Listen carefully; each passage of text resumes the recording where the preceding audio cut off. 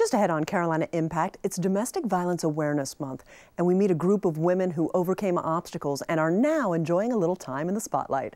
Plus, we learn about a new regional training facility in a profession that's safe from outsourcing. I interview Professor Henry Louis Gates Jr., host of a new PBS special, and will give you a sneak peek at North Carolina Dance Theater's upcoming performance of Carmen.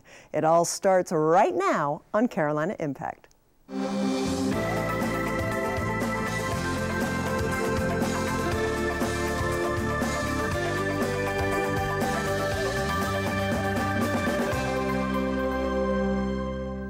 Good evening. Thanks so much for joining us. I'm Amy Burkett, and this is Carolina Impact, or as I like to call it, CI. We're here to tell your stories from all across our 13-county region. PBS Charlotte is the only PBS station telling these regional stories. We begin tonight with a story of courage and hope. The End the Silence art exhibit hopes to give voice to women who have been victims of domestic violence. The exhibit raises awareness of a crime that all too often goes unreported. Pearls for Creative Healing aims to change that. Here's Carolina Impact reporter Sarah Batista. I want to tell my story because there are victims that don't get to tell theirs. And no way am I going to let what happened to me be for nothing. Wendy Allen has a passion for sharing her story of domestic violence. She considers herself a survivor. Today, she's getting her makeup and hair done for a photo shoot. Wendy, along with 19 other survivors, will recreate their stories of violence and abuse through photographic images. For me to be able to tell might inspire someone else to tell their story. The pictures, similar to this one from last year, will be displayed at the End the Silence art exhibit. All of the pictures have a special theme. Wendy's photo will highlight the annual event she organizes to raise awareness on domestic violence. So she's at Wells Fargo and they do an event called Walk in Her Shoes, where men walk in women's shoes to raise awareness for domestic violence. So we're going to photograph her kind of doing with some high heels and all kinds of different cool things happening with her, but I really want her to have a very professional and polished look because I would like this to really signify, like, you know, taking domestic violence and bringing it to corporate America and showing people that this really does happen. Our photo done already? The photo exhibit was started by Sandra Gwines, Executive Director of Pearls for Creative Healing. The organization uses art to help domestic violence survivors heal. Gwines, also a survivor, started the organization last year. Our goal and our mission is to help survivors tell their story and heal from the emotional wounds of domestic violence through art.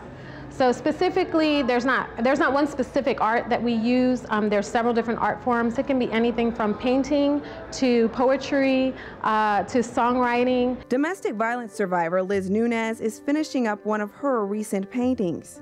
This is kind of like how I see myself. You know, vibrant colors coming out of my shell, finally. Before joining Pearls for Creative Healing, Liz hardly shared her story. She was too ashamed, but just last week, the 44-year-old mother of two spoke publicly to a classroom of students. It was a huge first step. She's just so much more open-minded, confident, and she also sings, which is amazing. And so she's able to use her songwriting and her voice to share that story, and not necessarily singing about what happened to her, but being able to channel that positive energy in music and in song to help with her healing process.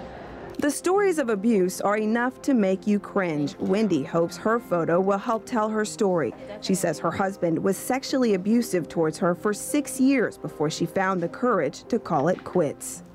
He was very manipulative and aggressive with the sex. Never cared that I didn't want to, or never cared that I was uncomfortable with what he wanted to do and when he wanted to do it. For years, shame and fear kept her silent. Finally, she confided in her parents.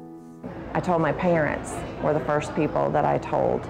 I didn't really want to tell my dad because he was a retired minister, and that kind of thing just didn't happen to our family in a small town. Gwines says it's not uncommon for women to stay with their abusers and not tell anyone. She says oftentimes they're afraid of how they'll be perceived. I think the biggest misconception is that survivors of domestic violence are of one socioeconomic background, or that we're not educated. According to the North Carolina Department of Justice, domestic violence is on the rise statewide. Last year, 122 people were killed in domestic violence-related homicides. That's the highest number since 2008. So many women die every day from domestic violence because they just did not get out in time. Liz says she was determined not to become a statistic, so she left her abuser after 11 years. But talking about the abuse she endured at the hands of her ex-husband is still tough.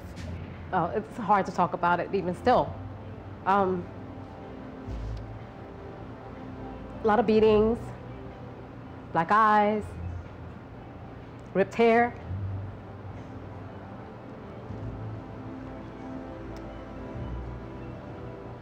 Busted lip.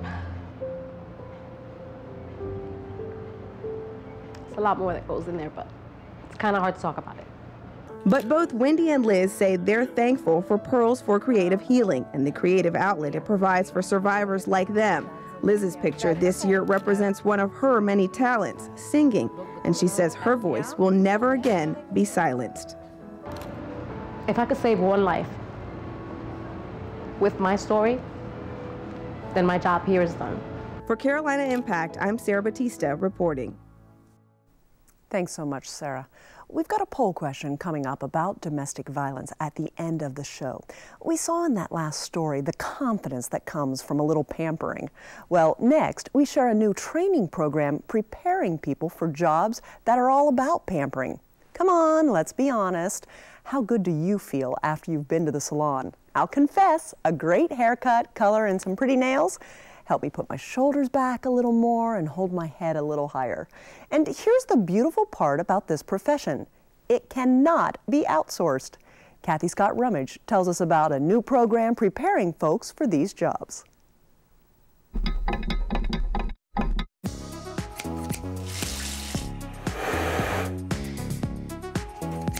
The sounds of a salon are a sure sign that there's beauty happening here at Bella Chavot Salon in North Charlotte. But this isn't just a place to find out about current styles. Salons are also the place to learn about the current scoop. Women talk, people talk. We all sit around and chit-chat and have the latest little bit about everything. So this would be the ideal place, obviously, to learn about what the latest and greatest thing is going on in Charlotte. Hope Hannibal had invited her sister, Faith, to come visit all the way from Alabama and learn about what it takes to run a salon. But on her first day here, Faith learned one of the most valuable pieces of information from client chatter. She heard that Central Piedmont Community College had just launched a brand new cosmetology program. During her visit to her sister's salon, Faith instantly knew that cosmetology was going to be her future career, and she turned to CPCC's new program to make it happen. We're just going to apply that color on all these swatches right here, and then you'll pass the bowl, and you'll get another one, and you'll put it on the bottom row. I had no idea about CPCC from Alabama. I had no idea about this being this great community college. It's phenomenal to me, and I found out about it in my sister's salon. To learn more, Faith immediately contacted Catherine Cunningham, who runs the college's new cosmetology program. Faith was determined to become a student here. I think when I told her I was from Alabama, I was like, I want to be in your program. I didn't want any other private institution. I wanted CPCC's cosmetology program because I figured this is going to be something amazing. It's brand new. Catherine touted an important credential CPCC offers to these students that no local beauty college can match. There is no other college, beauty college, here in the Charlotte community that offers an associate's degree. So our program is special and unique that not only do we provide our graduates with the requirements for a licensure, they also complete with an associate's degree. A required small business management course at CPCC also helps to ensure that students know beauty and business. The small business management course actually gives them the mindset of what a business person would need in this industry in order to plan and strategically manage their businesses. Many of them will become independent contractors, entrepreneurs, and small business owners here in Charlotte. But it doesn't take a business class for Faith and her classmates to know now that this cosmetology program makes dollars and cents. The industry website beautyschoolsdirectory.com reports that the cost of cosmetology school averages between $10,000 and $20,000. Yet students can attend CPCC's cosmetology program for less than $3,000 a year. The savings, God, yes, that is beyond amazing, because this isn't costing me an arm and a leg. The students should also feel confident knowing the job market for good cosmetologists is steady and opportunities are as diverse as their interests. Cosmetology is the #1 industry in the world. When you think about cosmetology, you know, it's the study of the hair, the skin, and the nails. This is the beauty industry. It's never going anywhere. Cosmetologists can never be outsourced. Also notice that I'm using a lighter comb. Hope is showing her sister what it takes to be successful in any aspect of the beauty industry. Hard work. There's so many opportunities in the industry. Everything from educating to platform artistry to working at nursing homes to working on celebrities to working at department stores. It's so many endless opportunities, and when you're self-employed, you employ yourself, which means that your income is fully determined by you. This looks interesting. Between her classes and her work at the salon, Faith is getting invaluable hands-on experience, and her vision for the future is already a thing of beauty. I want to have someone sit in my chair, and I don't care what problems you have. I want you to come and be relaxed and ready to be transformed into the you that you want to be. For Carolina Impact, I'm Kathy Scott Rummage reporting. Thanks so much, Kathy. Now, there's a new exciting program coming nationally to PBS, and I recently had the chance to sit down with the host. Let's take a listen.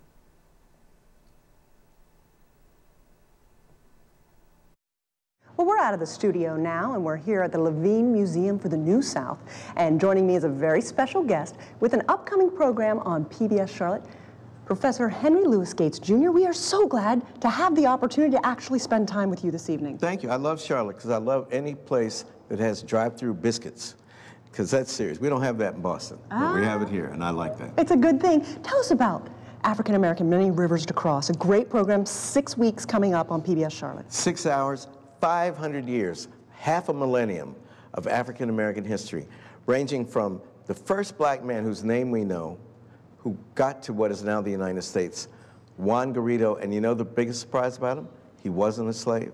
He was a free black man who came with Ponce de Leon as a conquistador in search of the fountain of youth, just like all the other Spanish conquistadors. And we go from Juan Garrido to the re-election and inauguration of President Barack Hussein Obama in 2013, 500 years exactly.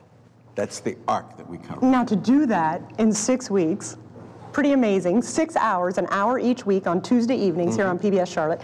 And how do you even come up with the ideas? You've done many shows for public television. Well, the ideas just come. I mean, either they come or they don't, you know that. But I've been blessed with getting ideas, but I wanted to do a series about Africa, a series about black people in Latin America, and a series about black people in the United States. They're the 3 points in the triangular trade, the 3 different large black experiences. And I did a 6-hour series on Africa for PBS in 1998. And then 3 years ago, I did a 4-hour series on black people in Latin America. And now this is the 3rd leg of the triangle, the African American experience. And no one, since 1968, when Bill Cosby did one program, no one has tried to do one documentary about the whole sweep of African American history. And that's important if teachers are going to use it in the schools. I think that the real conversation about race has to happen silently, quietly, without bells and whistles, every day in the schools. So the curriculum has to be integrated. And, you know, we all learn how to be citizens in school, don't we? Absolutely. My country 'tis of thee. I pledge allegiance to the flag. George Washington chopped down the cherry tree and didn't tell a lie. Maybe not everything we learned was historically accurate. But programs made possible by Bank of America, like the African Americans, can be used all the way from kindergarten to college. And we can integrate the curriculum and just make it a normal part of everyday education to learn what black people did, what women did, what gay people did, and I think it'll create a better society. You've built such a reputation. You could have your programs on any network. Why do you choose public television? Oh, public TV is the only place that would let a professor make a 10-hour series about genealogy and genetics or a 6-hour series about 500 years of African-American history. PBS brought me to the party. They're going to take me home. We like it. Professor Henry Louis Gates, Jr., thank you so much for your time. Thank you. You know, we talk about how you make these types of programs happen. Professor Gates mentioned that it takes funders like the folks at the Bank of America. And joining me now is the president of the North Carolina Bank of America. Sir, Charles Bowman, thank you so much for your time. Thanks for having me here. You know, talk to us. Everyone and their brother probably asks you for money. What made you support a national public television initiative like this one? Well, this was easy. Bank of America is really proud to sponsor Professor Gates' series here, not only because high-quality individual, I think people who hear him tonight will understand how good he really is at doing this, but more importantly than that, it's really looking at events of our past that teach us about the future, and it's creating that dialogue and that sense of heritage and culture and connectedness that will really make this a better community, better place for all of us to live. So we're looking for ideas like that all the time, and this one really hits home. And to be able to step up to the plate, not just on a local level, but on a national level, to allow something like this to happen. Do you like the concept that it's more than just a television program, that it will be used in the schools and for education for many years to come? Well, I think that's a legacy that's really important to us, being able to do things nationally, but bring them home locally. And a lot of the things you see us doing may have a national impression or a national opportunity, but we'll bring it home. We'll bring it home in our community, but we'll also bring it home for those of us who live and work inside Bank of America to keep the conversation going. It'll be a provocative series. It'll be entertaining. It'll be interesting, and it will really get you thinking. And that's why we're excited about this. What else do you want people to know about the program? Even if it's over 6 weeks that they can watch it, there's something special in every week, I suspect. Well, since they haven't let me see it yet. Even as a funder now, isn't that exciting? No, it may be a great secret, but the anticipation that I will have, I'll watch every episode because I'm sure each one will lead to a learning that I haven't experienced before. I've had the pleasure of hearing Professor Gates once before, and it really did change the way I perceive the history, and it changed the way I think about the future. Frankly, it changed the way I think about race. You can watch The African Americans, Many Rivers to Cross on Tuesdays here at PBS Charlotte, 8 o'clock from October 22nd to November 26th. Don't miss it. I'm going to be in front of my TV watching it, and I hope you will as well. Well, finally tonight, have you ever seen the opera Carmen? Well, the North Carolina Dance Theater's Associate Artistic Director, Sasha Janes, will debut a new production of Carmen at the Night Theater running October 17th, 18th, and 19th. And in this version, the setting was moved from a tobacco factory in Spain to a 1930s-era Charlotte cotton mill. Here's your sneak peek. 6, 7.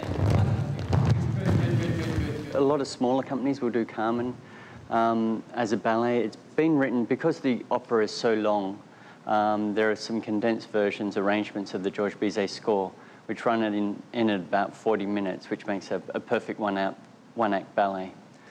Sasha was, because he stopped dancing, but was an exceptional dancer, and he danced with the Australian ballet, he danced with the Hong Kong ballet, I think, and then he came to dance with a company, and he was a principal dancer with that company.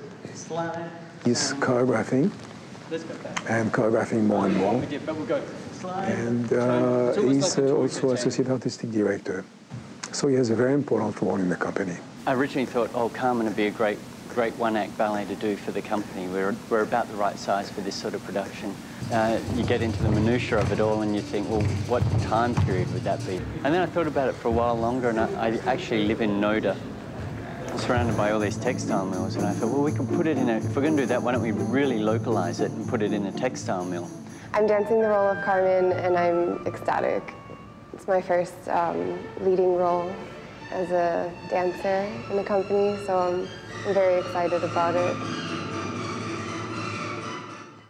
Working with Sasha is an amazing explorative experience. He loves to discover new ways to do a lift or a movement.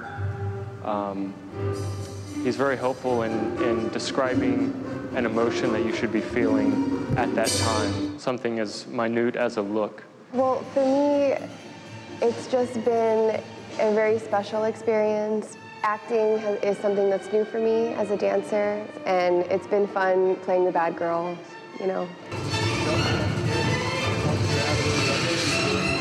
Narda, I need a pen.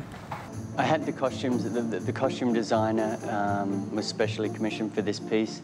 I chose the costume designer I did because I worked with her before on a project I did called Dangerous Liaisons, but also she's also close to me, she's my mother.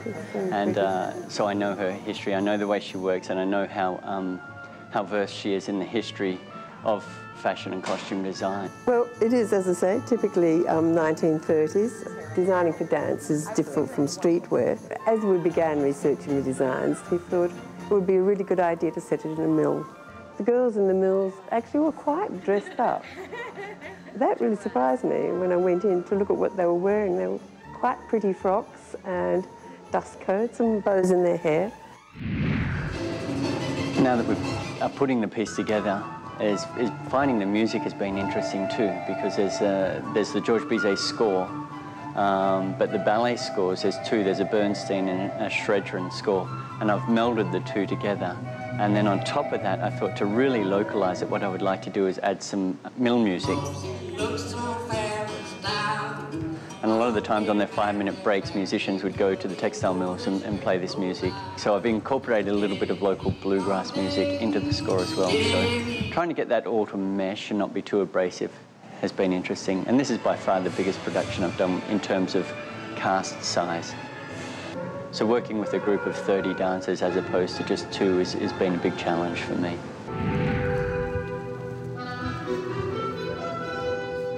What he does has really great value for the audience because it's very clear what he does, and it's not like he's doing an exact story sometimes when he does some ballets that seem to be maybe abstract, but in fact everybody knows right away that there's a story behind it.